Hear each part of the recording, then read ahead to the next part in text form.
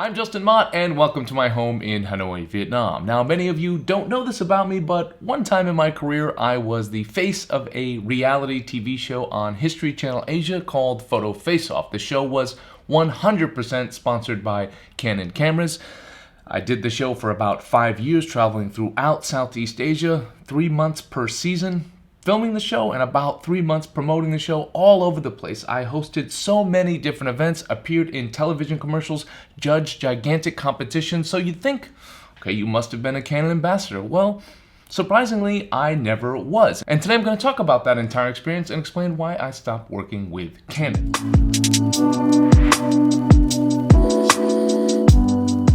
So as always, guys, don't forget to check out my online store at justinmott.com, where I've got presets that will not make you a better photographer, but they will add some pop to your images. Those start as low as $4.99. I've also got one-on-one sessions for all of you out there interested in improving your photography for all levels and all genres of photography. Those start as low as $99 for a 1-hour one-on-one session. So now the juicy part. Why did you stop working with Canon? This isn't going to be an episode where I'm going to bash Canon, but in an attempt to be more transparent with you guys, to be more honest, to be more forthcoming about my career, about my thoughts on photography, I figured I'd talk about this a bit because it was quite an interesting part of my life, quite an interesting part of my career, and a lot of you out there have asked me about it. And not that I'm not transparent. Every time I give you guys a review, I'm honest about my thoughts, I'm honest about my opinion, and I only do review gear that I actually use or that I'm interested in using. So it's not that, it's just sometimes I'm hesitant because I'm still, like, not young, but still relatively young. Well, not really. But, you know, sometimes, to be honest, you think about, well, is this going to affect my career? Is this going to affect my business? And sometimes I hold back. But as my channel is growing, as I'm getting a different perspective on life, I just figured I'm going to share more. Yeah, maybe not everything, but I'm going to share more. And if it affects business opportunities, then so be it. So today I'm going to talk about my entire experience working with Canon, and I'll talk about everything that happened, the good and the bad. What happened was I was a few years out here in Southeast Asia. I had a friend who knew someone who's producing a big reality TV show. It's going to be on History Channel Asia. And he said, you know, you'd be perfect for this because you shoot a bit of everything. This is a reality TV show about photography. I'll toss your name over to the guys there and see what they say. And I did an audition tape. And any of you that want to see that audition, it's kind of funny. I'll put a link up to that audition in the description box. Or I'll put a link right here. It's a funny audition.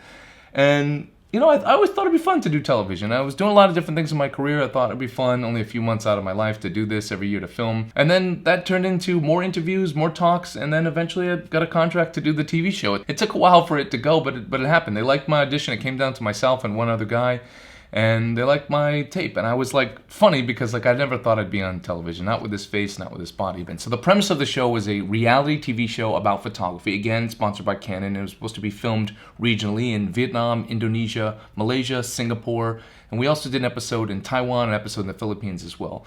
Let's see if I left anything out there. But we filmed regionally out here, and funny enough, it aired regionally except in Vietnam, the country where I could benefit from it the most. But it never really aired here until the show was finished, then reruns aired. The show is essentially based on the Canon Photo Marathon. It's a giant event that Canon puts on throughout the region, and it's a fun event. It's a photo contest over the course of one day, and they release 3 themes throughout the course of the day, and you have a few hours to go capture those themes, and then there's prizes for winning the theme. So you'll come into this giant stadium, and I'll be up there on stage, and I'll say the theme for the morning theme is reflections. You go out and shoot the theme, and then we judge thousands of images, and then the winner gets these awesome prizes. So the show was based on that because they were trying to promote these Canon Photo Marathons, these giant events. So the way it worked was each country was its own episode, and there'd be contestants, amateur contestants from every single country. Some of them were past Canon Photo Marathon winners, some got in by merit of their portfolio. And the way we did it was each episode had several challenges, and after each challenge, one of the contestants was eliminated, and I was the judge along with a local professional photographer as well. And then in the end, they would get a chance to go up against me. So the winner of that country would get a chance to go up against me, and then they could win like an awesome prize if they beat me. And it was fun. I mean, the show went on for 5 years, and so the way it worked is I'd film like for about 3 months of the year and all these different countries.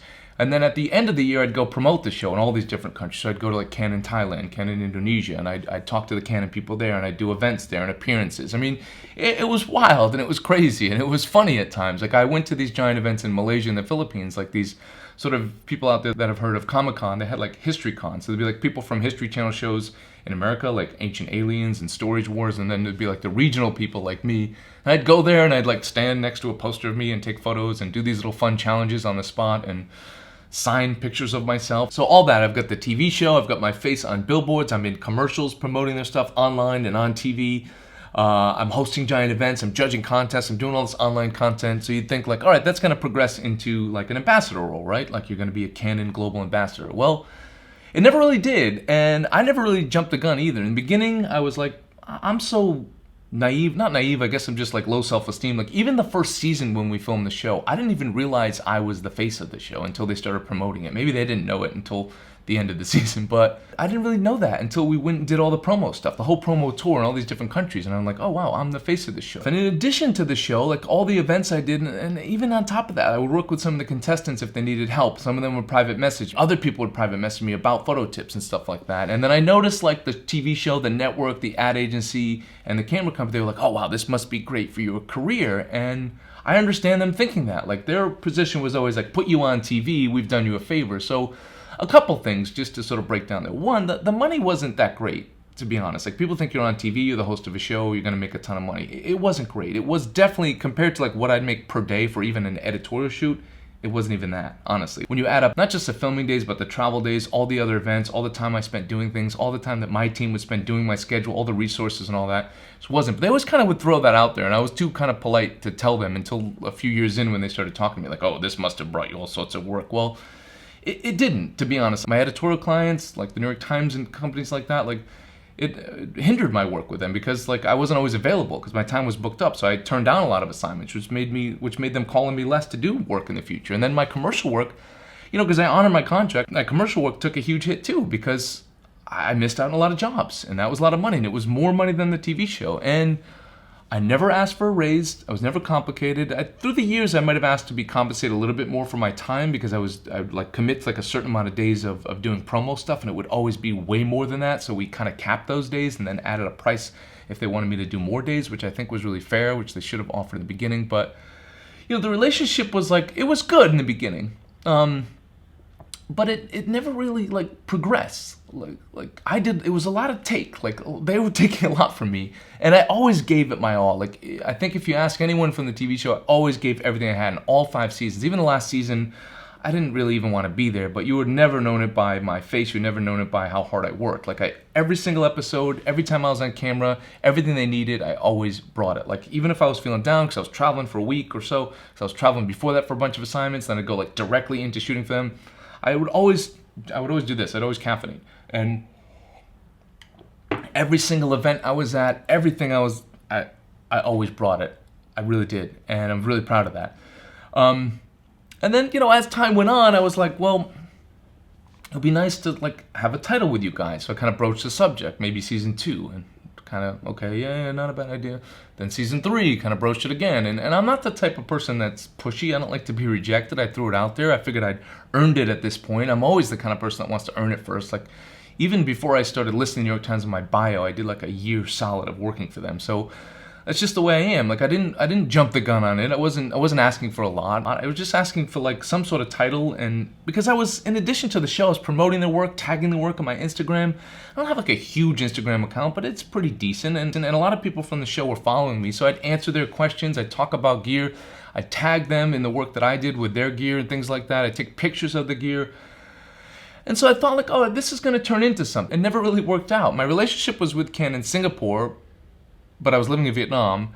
So like I get that a little bit. I understand that. I should say that quickly. Like it is weird for how they can position me, right? As a white male, or just like a white American dude living in Vietnam. Like you can't really list me as like a Canon Asia ambassador. That's kind of weird, but I still felt like they could have pushed and made me like a global ambassador. And I know they have a lot more like landscape photographers and that stuff in the region, but they do also have photojournalists as ambassadors, and why not have a photojournalist that's based in the region that's worked for these giant magazines that has an impressive resume? And I did at the time. I actually had a much more impressive resume if you just look at the global brands I worked for and the amount of work and the amount of experience I had than most of their ambassadors in the region. So that started to bother me a bit, but even that, it wasn't the title so much. Like I'm not obsessed with that kind of stuff. They were like trading equipment with me for doing events and things like that, but it was more about like supporting my work. Every time I reached out about a project I was working on, like I was thinking at the time I was starting my As Above So Below project, my project about capturing the beauty of Vietnam, which is not controversial, not too hardcore for them, right in sort of the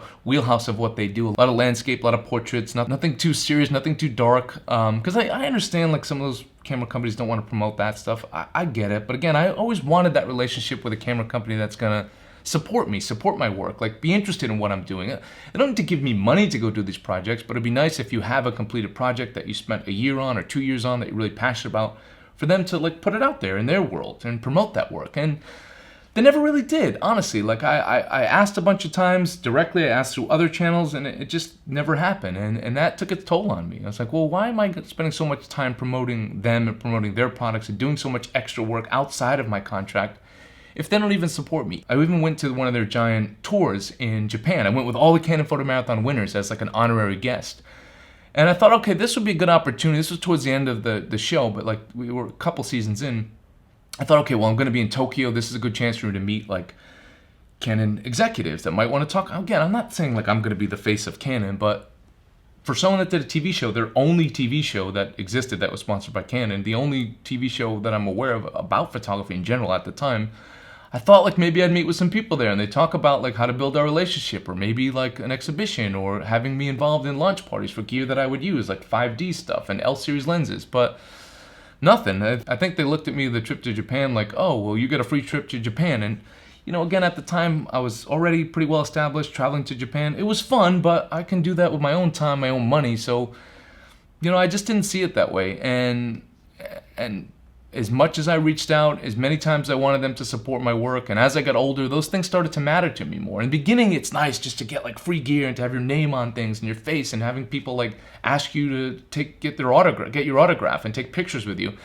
That was fun, but you know, as the show progressed, as I progressed, as I got older, I just cared that if I'm going to work with a camera company, if I'm going to work with any company that's going to sponsor me and work with me, and I'm going to put in everything that I have to support them, I don't even need the same amount back, but just a little bit back would be nice. Like, ask me about my passion project. Ask me about what they can do to get these projects out there. Can they fund an exhibition? Can they sponsor part of an exhibition? I'm not too greedy at all. I don't even need a lot, but that never happened. And then the show, season 5, I almost didn't even do the last show. It wasn't a whole season. It was like a finale episode, but even that, I almost didn't even do it. And they were also quite difficult with the contract. Like, every year I had to like fight again for these stupid little things I already fought for. They try to sneak them back to the contract. And I don't like that stuff. And so the last season of the show, I actually said like, no, this is what I want to do it for. Again, not a crazy amount of money, and I just wanted to be rewarded for my time promoting the show. And I kind of said, that's fine if you can't do that. It was nice, like I'm always cordial, I'm always nice, but I said, if you can't do this, then I'd rather just not do it. And the executive producer was like, he actually got a kick out of it. He was like, I can say it now because he left the company too, but he said, like, yeah, I don't know what they're going to do without you. And that's not why I did it. I didn't leave because, I didn't give them the ultimatum because I thought like, oh, they can't do it without me. I thought, fine, they can do it without me. Go for it. I just didn't want to do it if I didn't really feel valued. And towards the end, I didn't feel valued for the show. I didn't feel like there was a lot of effort to enhance the show. You know, I was a producer on the show, but I wasn't really heard a lot on my opinions on things, which I think was weird because I'm the only photographer really that could like talk about these things in that way. And I had a lot of experience. Every year there's so much turnover on the show, and I was the only constant. But yeah, it was never that part of the show. That's probably why the show sort of fizzled out. I mean, there was a lot of money to do the show. I understand that. They were going in a different direction. But for me, it was more about the company not really caring about my work and speaking about me as a photographer and the work and the stories that I want to do. And that became important to me, and it really just wasn't important to them. I could see that. I asked many times, and no one ever followed up, and it just never happened. So that eventually took its toll on me. And when the show ended, the relationship just started to slowly fizzle out. I did a couple events after that, and honestly, nothing really against the people I worked with. I have great experiences, like I said before, with the ad agency team, with the network. History Channel was actually really good to me in a lot of different ways. They were great to me. The production company was fantastic to me. And Canon themselves, the people I work with directly, I had great relationships with them. I think like they weren't at the level where they could make these decisions. Or people just didn't care. I don't know. I really don't know what was their side of things. Maybe one day I'll find out. But again, I never really felt the love, and that's what it became about for me later on. I never felt the love. I never felt like they cared about me and my work. I don't really care if they care about me, but I wanted them to care about my work. I guess this was a really long way of saying that, and they never did. So that's my experience working with Canon. Again, I always liked their equipment. I made the switch to Leica just because of many different things, because I like the aesthetic, and it was just a different time in my life where I wanted to focus more on long form stories, which the Leica was a better camera system. The Leica M system was a better system for me to do this kind of stuff, just because it's lighter, I can slow down and things like that. But no issues with the equipment through the years for Canon. Just switched because I started shooting differently, shooting different things, and shooting in a different way. So I just wanted to share that story for all you guys out there. You know, I don't regret it. I don't regret my time on the TV show. I met some wonderful people. Some of the people from that show I still work with to this day, and many of them I'm still friends with to this day. So it was a great experience in my life. I just wanted to get this out there because some of you know my background with Canon. Some of you are curious why I left. Some of you are curious about the TV show. But more importantly, some of you young photographers out there watching this that think like, oh, I need to get a camera sponsorship to be a photographer, to have that stamp on my resume. You don't. I've gotten by just fine. I'm 43 years old. I've gotten by just fine without it. And just some parting advice to you young photographers out there, or any photographers out there that are hoping to get that camera sponsorship. One, you don't need it. And two, if you are lucky to get it, taper your expectations. Be honest about your expectations to yourself, and be honest to the camera company that you're going to work with. What do you expect from them? You don't have to have a laundry list of things and be super demanding, because they're probably not going to listen to you. There's very few names that can pull that off. But be honest about to yourself what you expect, and communicate that with them. What do you expect? What do you want from them? What can they deliver, and things like that. But taper your expectations. Even myself, like throughout this entire career, I think I have a pretty well established resume, a good body of work, a lot of experience, and I never got any sort of camera ambassadorship, and that's fine. I mean, in the end, don't expect others to support your work. Support it yourself. You are your own ambassador. Get your own work out there yourself. Yes, it can be helpful to have others behind you, but don't count on it. You can ask, but if it doesn't deliver, if they're not what you thought, move on. Bank on yourself, count on yourself, be your own ambassador. And that's my parting advice for all of you guys out there. I hope you enjoyed this episode. A little bit different for me. I'm sure I'll get some blowback. Canon might be mad at me, or people that worked at Canon might be mad at me, but I still have love for them. I still have love for the entire crew, the entire experience, everything about it. It was a great time in my life. It was fun. I just feel like in the end, it was just a missed opportunity. It could have been more, and there was a lot of things that were quite disappointing to me. So that's it for today, guys. Don't forget to like, share, and subscribe. Don't forget to visit my website at justinmott.com, where you can see all my products on my online store, and don't forget to have a wonderful day.